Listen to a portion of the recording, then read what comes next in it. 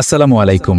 আপনি কি জানেন আরশের মালিক মহান আল্লাহ যখন তার কোনো বান্দাকে ভালোবাসেন তখন ঠিক কি ঘটে?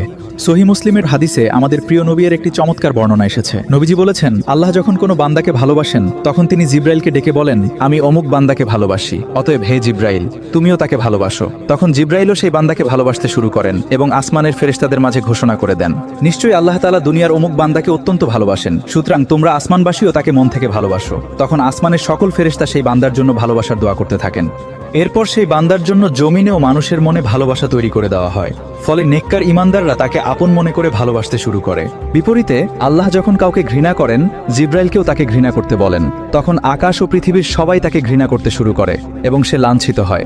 একবার ভাবুন, আপনি যদি আল্লাহর প্রিয় হন তবে পুরো বিশ্ব আপনার পক্ষে থাকবে। হে আল্লাহ, আমাদের আপনার প্রিয় বান্দাদের অন্তর্ভুক্ত করে নিন, আমিন। প্রিয় দর্শক, আজকের ভিডিওটি যদি আপনাদের সামান্যতম ভালো লেগে থাকে তবে একটি লাইক দিয়ে আমাদের উৎসাহিত করবেন। দিনের এই খেদমতে শরীক হতে দিনটিউব চ্যানেলটি সাবস্ক্রাইব করে আমাদের পরিবারের সদস্য হয়ে যান। ইনশাআল্লাহ আপনার একটি শেয়ার বা সাবস্ক্রিপশনের মাধ্যমে দিনের আলো পৌঁছে যাবে আরও অনেকের কাছে।